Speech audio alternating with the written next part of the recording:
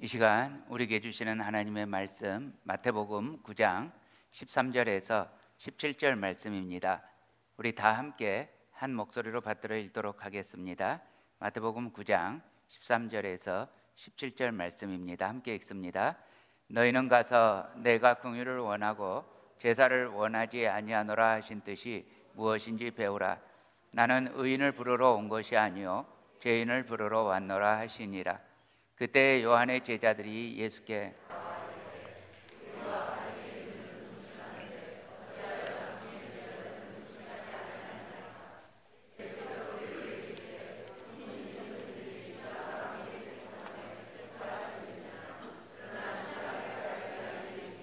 그때에는 금식할 것이니라. 생배 조각을 낡은 옷에 붙이는 자가 없나니 이는 기운 것이 그 옷을 당기어 헤어짐이 더하게 됨이요 새 포도주를 낡은 가죽 부대에 넣지 아니하나니 그렇게 하면 부대가 터져 포도주도 쏟아지고 부대도 버리게 됨이라. 새 포도주는 새 부대에 넣어야 둘이 다 보존되느니라. 아멘.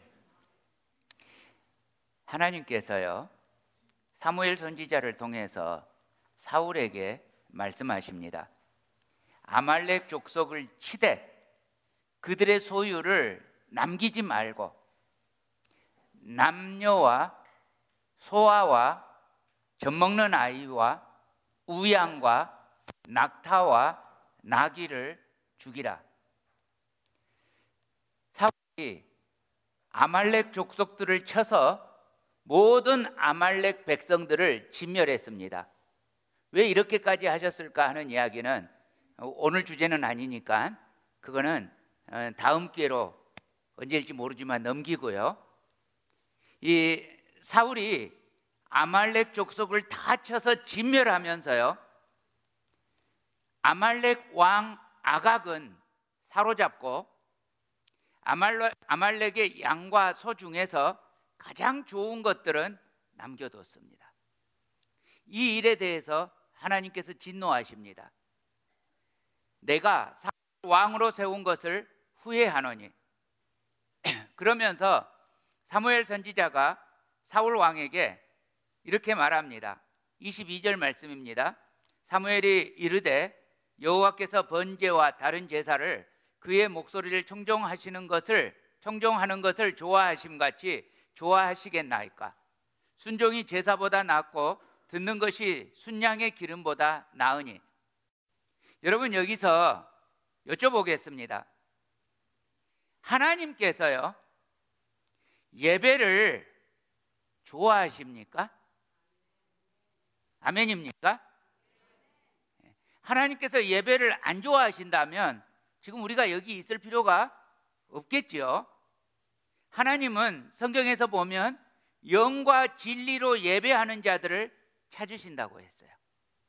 하나님께서는 우리가 하나님께 영적 예배를 드리라고 명령하실 만큼 예배를 좋아하십니다.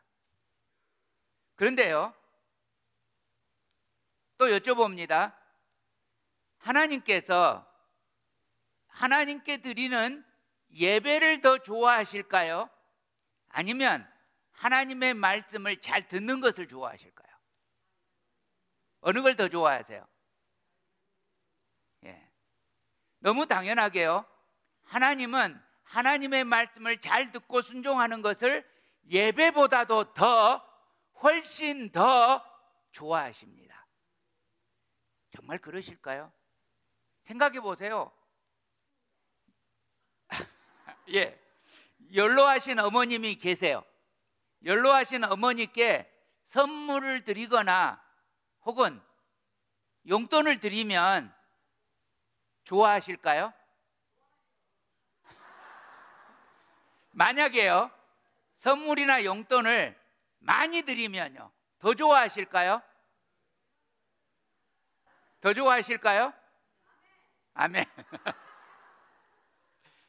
그러면요 선물이랑 용돈을 많이 드려요. 그런데 부모님 말씀은 싹 무시해요. 안 들어요. 좋아하실까요? 그러면 부모님이 선물을 많이 드리는 걸 더 좋아하실까요?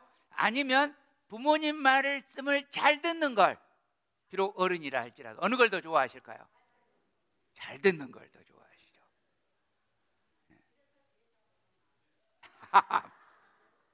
맞아요. 그러니까 주님도 마찬가지란 말이죠. 예배보다도 더 좋아하는 것이 하나님 말씀 듣는 거라고요. 그런데 이 이스라엘 자손들이 마치 음탕한 고멜처럼 하나님을 떠나서 우상을 섬기는 길로 빠졌을 때 하나님께서 호세아 선지자를 통해서 목이 터져라고 외치십니다. 호세아 6장 1절에서 3절입니다. 오라, 우리가 여호와께로 돌아가자. 여호와께서 우리를 찢으셨으나 도로 낫게 하실 것이요 우리를 치셨으나 싸매어 주실 것임이라. 여호와께서 이틀 후에 우리를 살리시며 셋째 날에 우리를 일으키시리니 우리가 그의 앞에서 살리라. 그러므로 우리가 여호와를 알자. 힘써 여호와를 알자. 그의 나타나심은 새벽빛같이 어김없나니 비와 같이 땅을 적시는 늦은 비와 같이 우리에게 임하시리라 하니라. 자, 지금 이스라엘 자손들을 향해서요, 우리 주님이 가지고 계시는 소원은 뭐예요? 주님의 소원이 뭐예요? 돌아와라. 나를 좀 알아다오. 내 마음을 좀 헤아려다오. 주님께서 이스라엘 자손에게 소원하시기를 하나님이 무슨 생각하시는지, 하나님의 마음이 뭔지 좀 알아다오. 하나님을 좀 알아다오. 이 호소를 들으면서요, 이 터질 것 같은 호세아 선지가 하나님이 이 메시지를 선포하게 하시려고 고멜의 사건을 경험하게까지 하시면서 한 가정에는 비극이잖아요. 어마어마한 비극이잖아요. 그렇게 하시면서 호세아가 주님의 마음을 알잖아요. 그 고멜을 용서하면서 주님의 마음을 알잖아요. 그리고 그 목에서 피가 터지도록 외치는 외침입니다. 이 외침을 들으면서요, 이스라엘 자손들은 어떻게 합니까? 여호와께로 돌아옵니까? 안 돌아옵니까? 여러분, 이스라엘 자손이 하나님의 마음을 모르고 있을 때요, 우상을 섬기고 있었죠. 산당에서 제사를 드리고 있었어요. 바알과 아세라를 섬기고 있었어요. 그때요, 하나님께 예배를 안 드렸을까요? 드렸어요. 드리고 있었어요. 하나님께 예배를 안 멈췄어요. 계속 예배 드리고 있었어요. 그런데 그 예배는 마음이 하나님을 향해 있는 예배가 아니었어요. 예배를 드리고는 있어요. 그런데 마음이 하나님의 마음을 알고자 하는 간절한 열망을 가지고 예배하는 것이 아니라 내가 복받기를 원해서, 내가 편안하게 되기를 위해서, 말하자면 주님을 위한 예배, 주님을 위한 예배가 아니라 나 자신을 모든 사람이 예배해 주기를 바라는 방식의 예배. 내 주변에 누가 어떻게 되든지 상관없이, 바깥에 다니고 있는 수많은 사람들이 어떻게 되든지 상관없이 내 집은 복을 받게 하옵소서. 오로지 여기에만 사로잡힌 예배, 여기에만 사로잡힌 예배예요. 그래서 하나님께서 이렇게 한탄하십니다. 호세아 6장 6절입니다. 나는 인애를 원하고 제사를 원하지 아니하며 번제보다 하나님을 아는 것을 원하노라. 자, 하나님이 예배보다도 더 무엇을 원하신다고요? 예? 뭘 원해요? 하나님을 아는 것, 인애가 뭐예요? 이 굳이 히브리어를 집어넣은 이유가 뭐예요? 사랑이라고요. 긍휼한 마음이라고. 하나님이 예배에서 원하시는 것이 주님을 사랑하는 마음이라고요. 그러니까 하나님을 열망하는 마음, 하나님을 갈망하는 마음, 하나님의 임재가 가득하기를 소원하는 이 마음, 하나님을 사랑하는 그 마음, 이게 없으면, 하나님을 향한 사랑이 없으면 그 예배는 안고 없는 찐빵이라고요. 예배는 당연히 하나님 사랑이 전제되어 있습니다. 예배는 드리고 있는데, 습관적으로 드리고 있는데 그 안에 사랑이 없다면 이 예배는 아무것도 아니라고요. 우리 고린도전서 13장 1절에서 3절 함께 읽겠습니다. 시작. 내가 사람의 방언과 천사의 말을 할지라도 사랑이 없으면 소리나는 구리와 울리는 꽹과리가 되고, 내가 예언하는 능력이 있어 모든 비밀과 모든 지식을 알고 또 산을 옮길 만한 모든 믿음이 있을지라도 사랑이 없으면 내가 아무것도 아니요, 내가 내게 있는 모든 것으로 구제하고 또 내 몸을 불사르게 내줄지라도 사랑이 없으면 내게 아무 유익이 없느니라.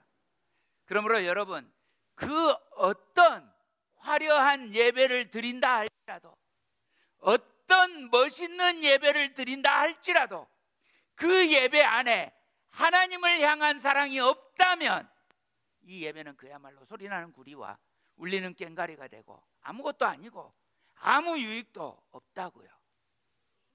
예수님은 이 구약 호세아 6장 6절 말씀을 인용하면서 나는 인애를 원하고 제사를 원치 아니하노라 이 말씀을 인용하면서 이 개념을 훨씬 더 확장시킵니다.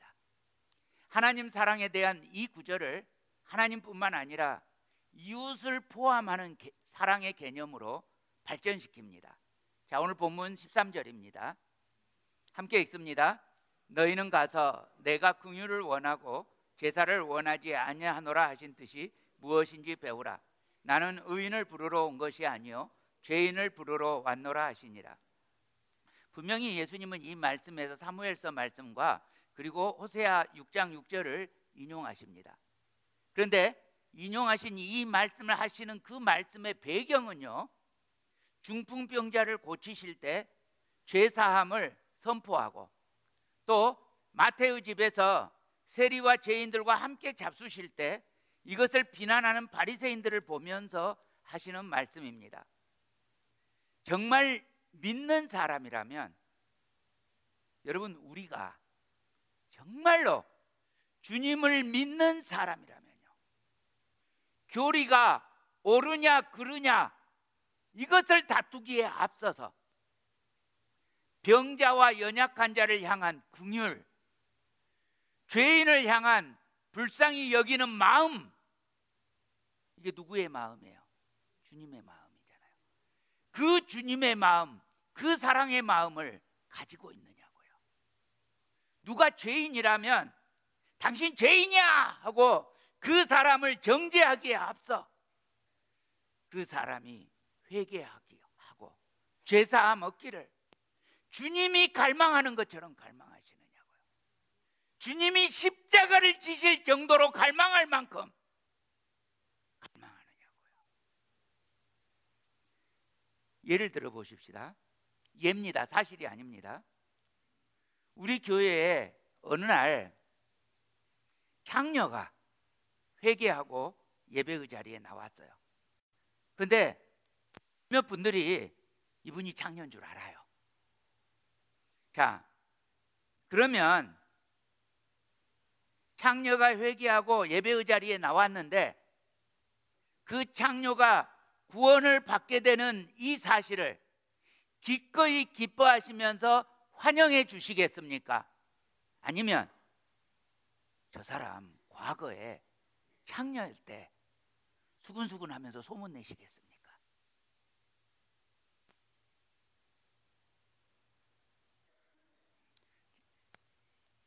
제가 이런 말 하니까 많이 찔리시죠? 저도 엄청 찔립니다. 예, 저도 이런 말 사실 할 자격이 별로 없어요. 며칠 전에 주중에 저희 교회에 홈리스 아줌마가 왔어요. 무심코 저 로비를 갔는데 앞에서 어떤 사람이 천천히 왔다 갔다 하는 거예요. 주차장에서. 그래서 유리창으로 이렇게 딱 내다보니까 이분이 가서 수도꼭지를 들고 뭔가를 하고 또 천천히 왔다가 다시 또 수도가로 가서 뭘 들고 저기 주차장에서 그러고 계시는 거예요.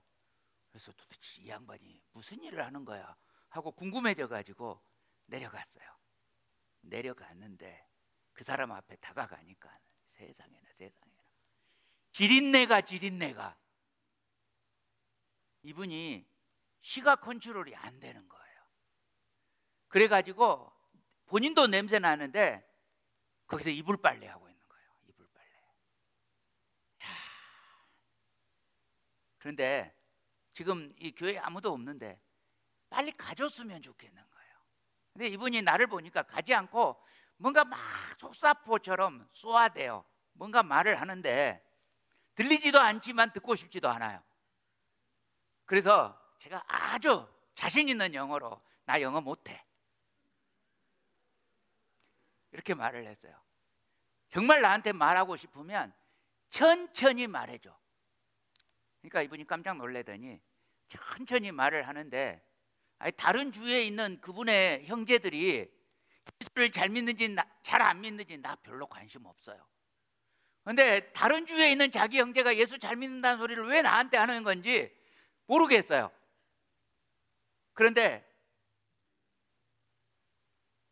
사실은 관심이 없는데 내가 말하기를 나 네가 무슨 말 하는지 알 수가 없어.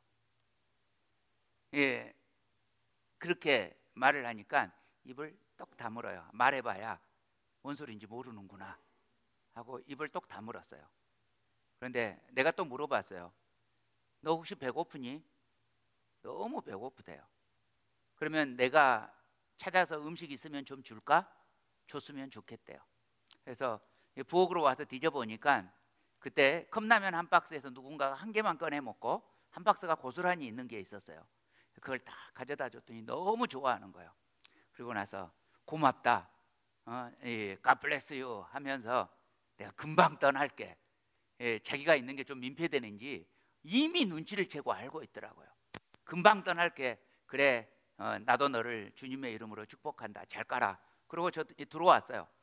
그리고 어디를 나가려고 쫙 나가는데 세상에 이분이 그 이불을 여기 문에다가 걸어놨어요.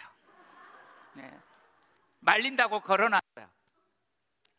기가 꽉 막혀가지고 이걸 어떻게 해야 되나 하고 그냥 이제 나갔다가 들어와서 야, 여기다가 이불을 걸어놨다고 그 앞으로 가는 순간 도대체 빨래를 어떻게 했는지 지린내가 새벽기도 그때 와보신 분들은 알 거예요. 야, 이걸 어떻게 하냐 하고 그냥 거들 엄두도 못 내고 그리고 그대로 놔뒀어요. 그런데 그 다음 날도 이제 밤을 새고 안 걷어가는 거예요. 이분이 안 오는 거예요. 그 다음 날도 안 오는 거예요. 할 수 없어서 이걸 제가 이제 걷어야 되겠다. 이대로 둘 수는 없다. 이 냄새 나는 것을 이대로 둘 수는 없다 하고 걷는데 이 문에 걸려 있으니까 혹시 내 옷에 안 묻으려고 조심하는데 이게 조심이 됩니까? 닿죠. 그래가지고 그걸 이 까만 쓰레기 봉지에다 넣어가지고 행여 나올까 봐서 이 창고 옆에다가 이렇게 탁 두는데 안 와요. 그 뒤로 못 봤어요. 안 와요. 안 올 거면 뭐하러 빨래를 해서 걸어놓는지. 그런데 그때 내 속마음이 안 왔으면 좋겠어요. 안 만났으면 좋겠어요. 이분이 예수님 믿고 안 믿고가 내게 관심이 없어요. 내 관심은 이분이 안 왔으면 좋겠어요. 이게 내 관심이더라고요. 여러분, 지금 우리가 예배는 주님의 마음, 이 사랑이 담겨 있느냐는 질문이 있어야 돼요. 우리가 예배를 드리는데 예배하는 이유는 내가 복받기보다 우리 주님의 마음이 무엇인지 알아가기 위한 열망이 있어야 돼요. 그래서 우리의 예배에서는 누구든지, 그야말로 누구든지 주님의 이름을 부르면 구원을 얻는다. 이 말씀이 실제로 우리 예배에서 그 누구든지가 환영을 받고 있느냐는 거예요. 누구든지 주님의 이름을 부르면 구원을 얻는다. 그 누구가 우리들이 이 예배의 자리에서 그 누구든지가 왔을 때 그 누구든지가 누구든지로 환영받느냐고요. 이 예배의 자리에 누구든지를 용납 못하면서 그러면서 예배를 매주 잘 드리고 있다면 나는 바리새인과 별반 다를 게 없었더라고요. 이처럼 하나님을 사랑하는 예배는 또 주님께서 구원 얻기를 바라는 그 사람을 예배의 자리에서 기꺼이 환영하고 용납하는 그 영혼을 향한 사랑이 당연히 포함된다고요. 옆 사람과 눈을 좀 마주쳐 주시겠습니까? 손도 한번 잡아주시겠습니다. 잘 모르시는 분이어도 손 좀 한번 잡아주세요. 이성이어도 그냥 손 한번 악수 이렇게 잡아주세요. 그리고 모르시는 분이면 더 그렇게 딱 손 잡아주시고 너무 오래 잡고 있지 마시고 그냥 잡고 그냥. 예. 그리고 이렇게 말씀해 주세요. 당신이 어떤 존재라도 환영합니다. 환영하시겠습니까? 네, 우리 그렇게 하십시다. 예수님께서 또 말씀하십니다. 13절 하반절입니다. 나는 의인을 부르러 온 것이 아니요 죄인을 부르러 왔노라. 우리는 교회 안에 젠틀하고 부드럽고 이런 사람만 있기를 원해요. 근데 주님은요, 교회 안에 죄인들이 오기를 원하세요. 여러분, 예수님이 왜 이 땅에 오셨어요? 세상에 있는 죄인들을 구원하시려고 이 땅에 오셨잖아요. 여러분, 만약에요, 누군가가 죄가 없으면, 그렇다면 예수님이 그 사람에게 필요할까요? 필요 없을까요? 죄가 없다면 필요 없어요. 예수님 시대의 바리새인들은 자기들이 죄가 없다고 했어요. 의인이라고 했어요. 그러니까 그 바리새인들에게는 예수님이 필요 없어요. 의인이라면 예수님께서 그 사람을 위해서 짊어질 죄가 없게 되니까 그 사람에게는 십자가도 필요 없어요. 예수님과 예수님의 십자가는 오직 죄인에게만 필요합니다. 자, 옆 사람에게 이렇게 탁 하면서 물어봐 주세요. 당신 십자가 필요합니까? 다 이렇게 물어봐 주세요. 그러면 대답하세요. 대답을 하시는데 이렇게 대답하세요. 예, 저는 절대로 필요해요. 저는 죄인입니다. 혹시 옆에 사람이 죄인입니다 말 안 했다면 그 옆에 사람 손 좀 들어주시겠어요? 죄인이라고 말 안 했다면 예수님 필요 없다고요. 다시요. 자, 저는 십자가가 절대로 필요합니다. 저는 죄인입니다.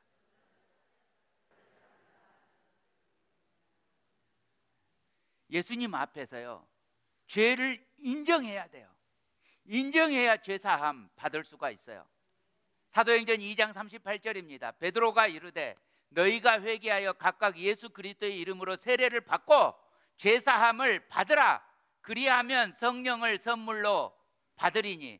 자, 회개하고요, 예수 그리스도의 이름으로 세례를 받고 죄사함 받으니까 딸려오는 게 있어요. Buy one get one free. 딸려오는 게 있는데 딸려오는 게 뭐예요? 성령님이 뭐예요? 하나님. 여러분, 죄사함을 받으려고 예수님 영접했는데 하나님이 너 예수님 믿었네? 그럼 내가 이거 공짜로 더 줄게 하고 주는 게 뭐라고요? 성령님. 하나님. 여러분, 우리가 하나님을 받을 만한 수준입니까? 내 안에 하나님을 품을 만한 수준이 됩니까?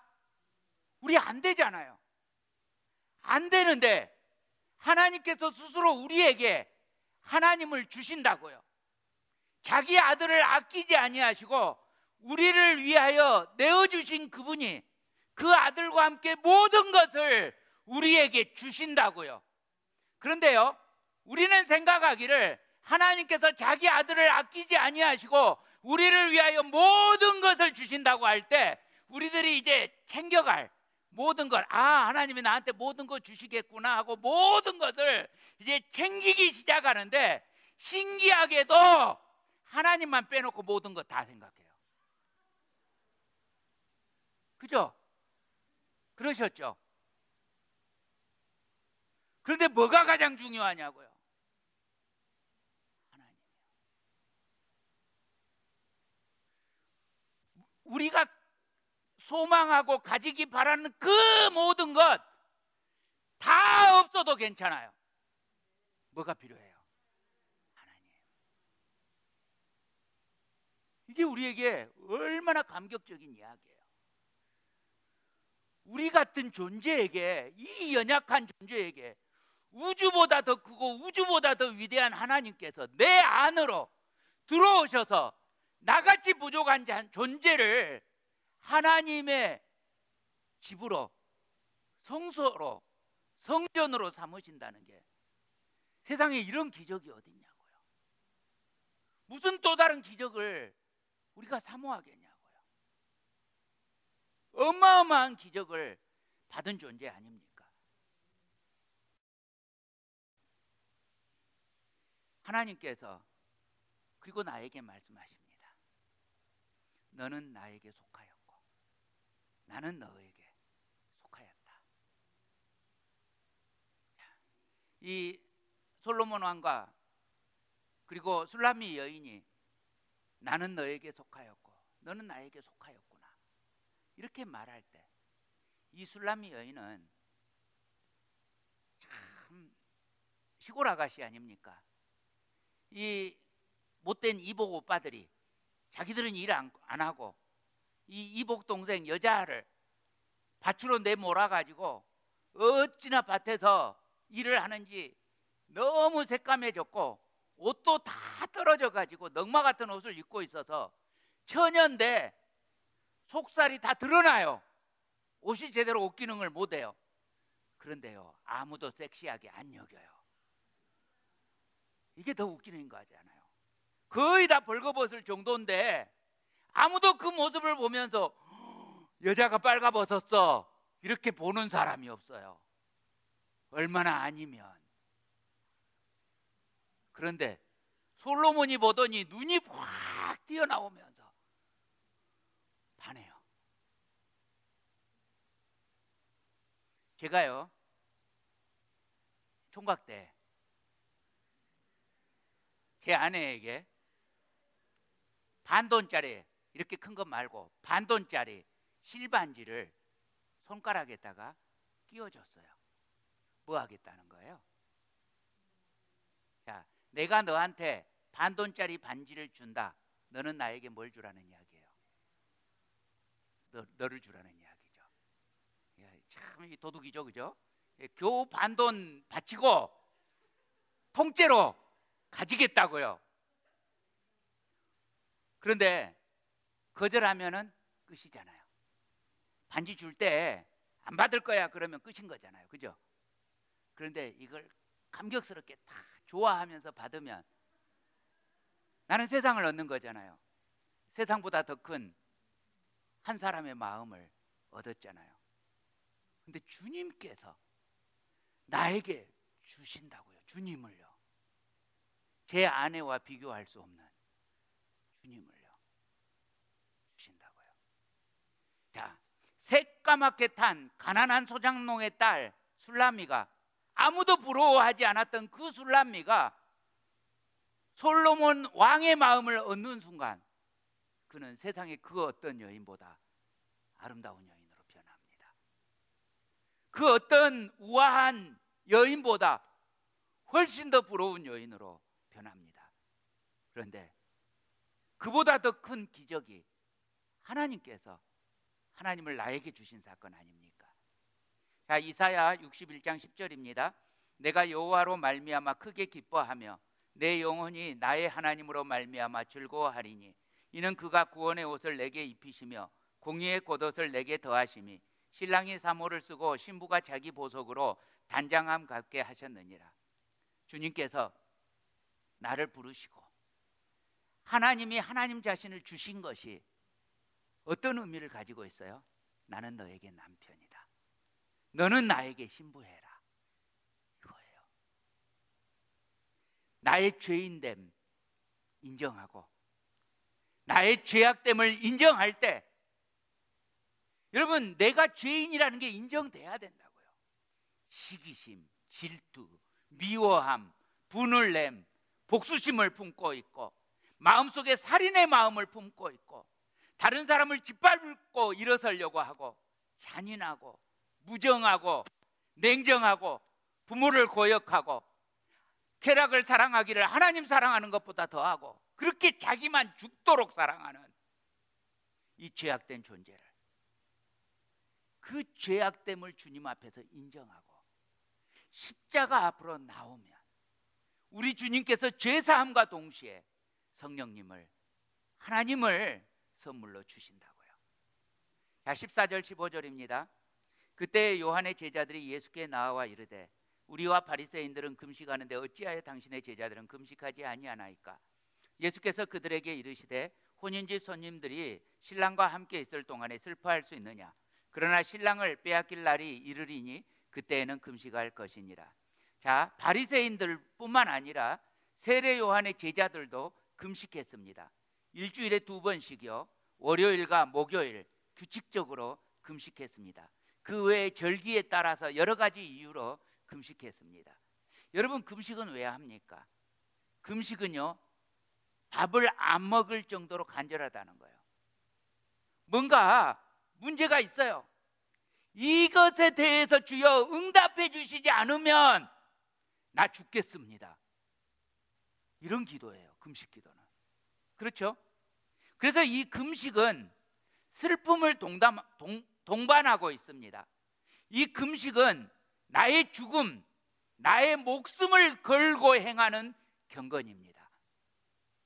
근데 성경은 새로운 약속을 합니다.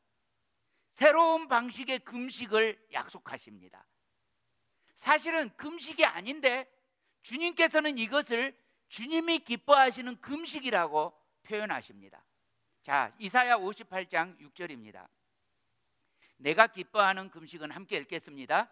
흉악의 결박을 풀어주며 멍에의 줄을 끌어주며 압제당하는 자를 자유하게 하며 모든 멍에를 꺾는 것이 아니겠느냐.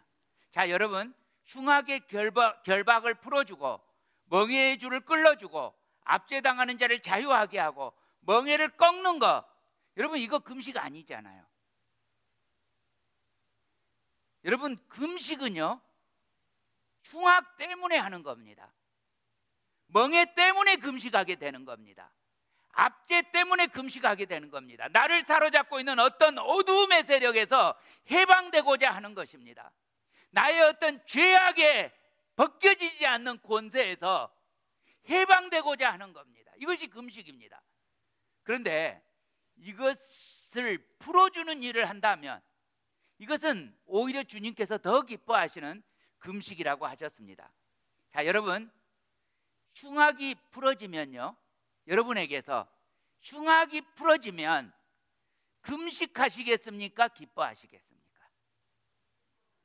기뻐하죠. 자, 멍에가 끌어졌어요. 압제에서 자유를 누리게 됐어요. 그러면 금식하시겠습니까? 기뻐하시겠습니까?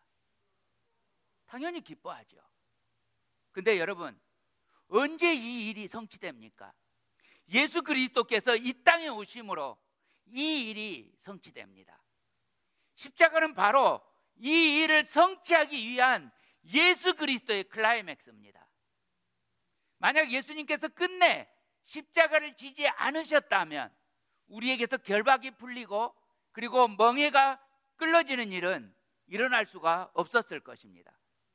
그러므로 예수님께서 이 땅에 오시고 나면 우리에게 필요한 것은 금식이 아니고 해방되었으니까요. 우리에게 필요한 것은 혼인잔치의 기쁨과 같은 기쁨이 넘치게 된다고요. 이것이 바로 신약, 새로운 약속의 성취인 것입니다. 신약이라고 해서 이 신약이 구약이 없었다라는 이야기가 아니에요. 구약에서 옛 언약으로 이미 언약이 깨트려졌어요. 선지서에서는 이 옛 언약이 깨트려졌기 때문에 새로운 언약을, 새로운 약속을 하십니다. 자, 우리 예레미야 31장 31절부터 봅니다. 여호와의 말씀이니라. 보라, 날이 이르리니 내가 이스라엘 집과 유다 집에 새 언약을 맺으리라. 신약을 맺으리라. 이 언약은 내가 그들의 조상들의 손을 잡고 애굽 땅에서 인도하여 내던 날에 맺은 것과 같지 아니할 것은 내가 그들의 남편이 되어서도 그들이 내 언약을 깨뜨렸음이라. 자, 약속을 깨뜨리고 그러면 이스라엘 자손들이 뭐 한 거예요? 간음한 거예요. 하나님을 떠나서 우상 숭배한 거예요.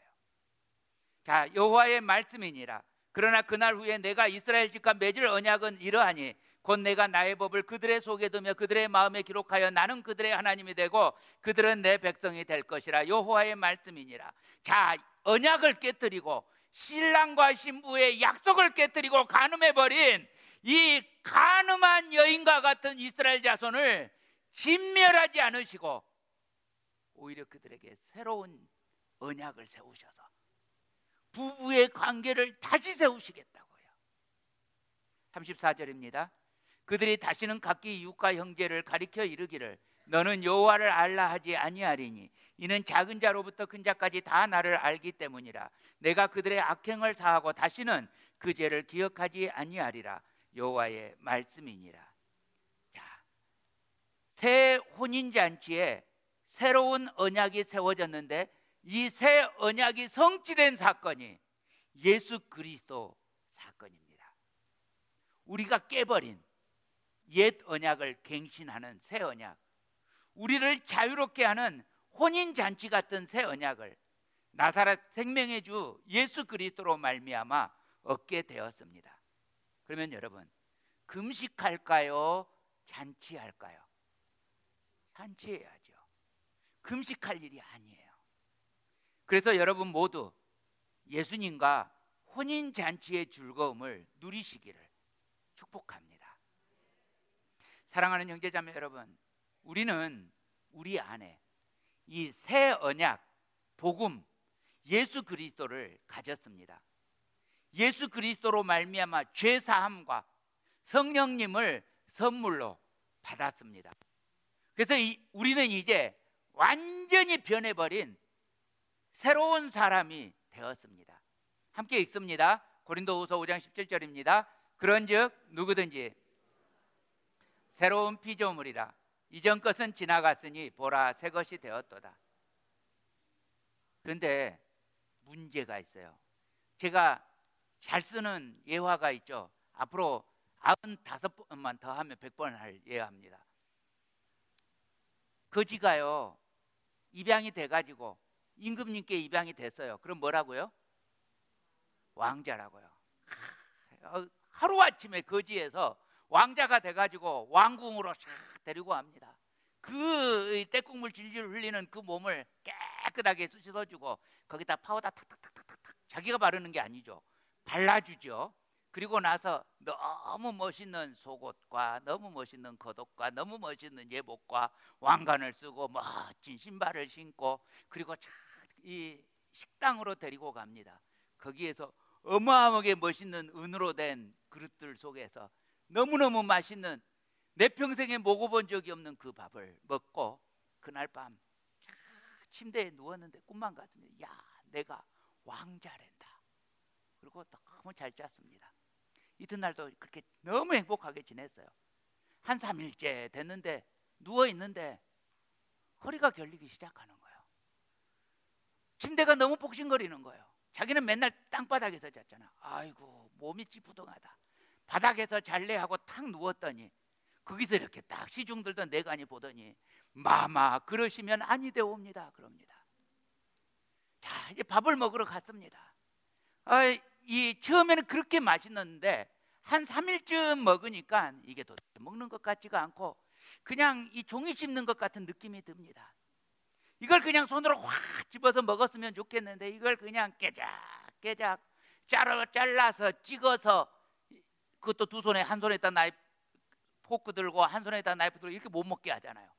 나이프 놓고 포크 찍어서 스테이크 먹고, 샐러드 먹을 땐 또 다른 포크 사용해서 먹고, 또 디저트 먹을 땐 또 다른 포크 사용해서 먹고, 복잡해 죽겠고, 옷을 입는데도, 여러분 홈리스의 특징은 옷을 많이 입습니다. 근데 옷 입는 순서가 없어요. 그냥 무조건 많이 입습니다. 그런데 이걸 옷을 순서대로 입으려고 하니까 복잡해서 못 살겠고, 그런데 왕자라고 하는 직분을 놓기는 싫습니다. 놓기는 싫은데 너무 불편한 거예요. 이게 딱 우리들 모습이라니까요. 하나님의 자녀, 왕자는 됐는데 예전에 마음껏 죄짓고 예전에 마음껏 살았던 그 습관을 전혀 안 벗고 살고 있어요. 그러면서 사모해요. 예전에 땅바닥에서 그렇게 뒹굴면서 이 진흙탕이 있어도 그냥 들어갔다가 그냥 옷 입은 채 그대로 말리면서 그렇게 살았던 삶이 그리워지기 시작해요.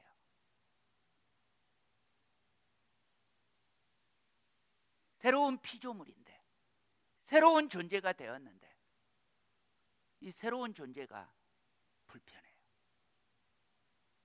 근데 여러분, 왕자면 왕자답고 공주면 공주다워야죠.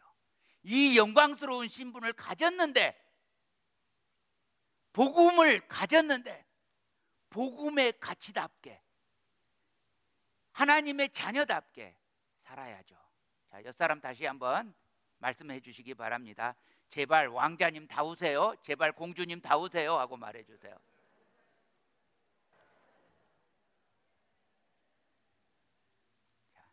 자, 보세요. 마태복음 9장 17절 말씀입니다.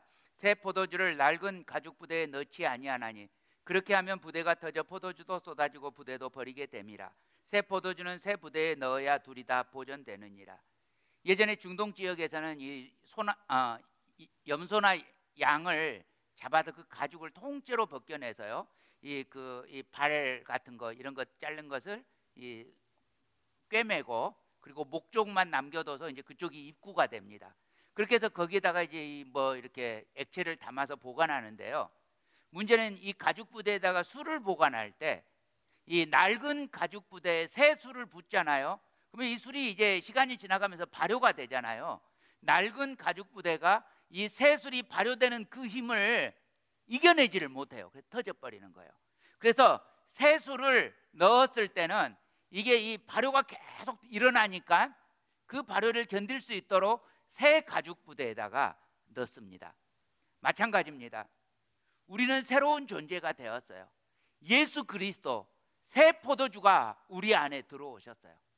그러면 여러분, 낡은 가죽 부대 옛사람의 모습으로 살아가게 되면 내 생각과 내 말과 내 행동이 예수님 믿는 사람답게 살지 않고 변화되지 않는다면 우리는 얼마 못 돼서요, 구원의 즐거움을 잃어요. 왕자가 되고 공주가 된 그 입양된 즐거움을 잃어요. 구원의 능력, 복음의 능력을 살지 못하게 돼요.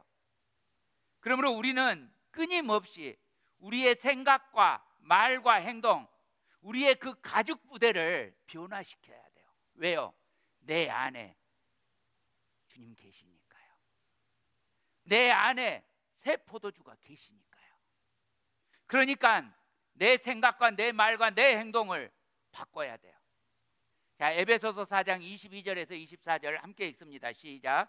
너희는 유혹의 욕심을 따라 썩어져가는 구습을 따르는 옛사람을 벗어버리고 오직 너희의 심령이 새롭게 되어 하나님을 따라 의와 진리의 거룩함으로 지으심을 받은 새 사람을 입으라. 사랑하는 형제자매 여러분, 우리 안에 새 포도주, 예수 그리스도의 피, 그 복음에 걸맞게 우리의 가죽 부대, 나의 생각과 말과 행동도 새로워졌는지요? 여러분, 끊임없이 여러분의 가죽 부대를 새롭게 하시기를 축복합니다. 우리 주님 성령님의 능력으로 새롭게 돼서 거룩한 새 사람을 입으시기를 우리 주님 이름으로 축원합니다.